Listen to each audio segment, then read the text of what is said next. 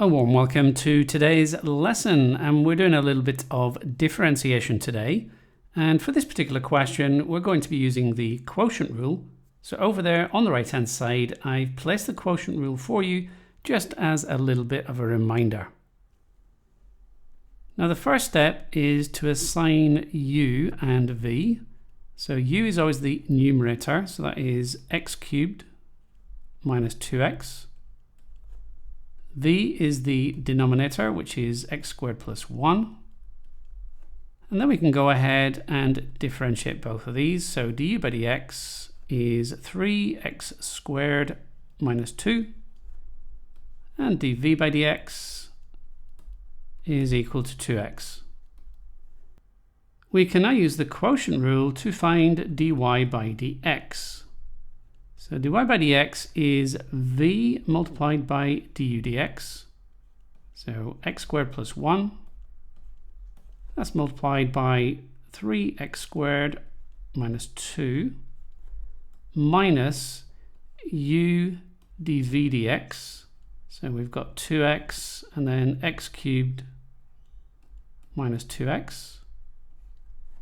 Now that is all over v squared, and v is x squared plus 1. So x squared plus 1, and that is all squared. We can now expand these brackets. So we've got the x squared term multiplied by the 3x squared. So that's 3x to the power of 4. We've got 3x squared minus 2x squared. So we've got plus x squared. And then we've got the 1 multiplied by the negative 2, so we've got minus 2 there. We then got the minus 2x multiplied by the x cubed, so that's minus 2x to the power of 4. The minus 2x multiplied by the minus 2x would give me a plus 4x squared. And that's all over x squared plus 1 squared. Let's do a little bit of tidying up here. We've got the 3x to the power 4 minus 2x to the power 4. So we've got x to the power of 4. X squared plus 4x squared. So we've got plus 5x squared. Then we've got the minus 2.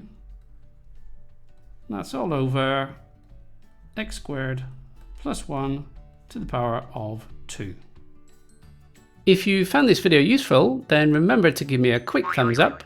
And if you would like to be notified when I release new videos, then hit that subscribe button and remember to click on the little notification bell.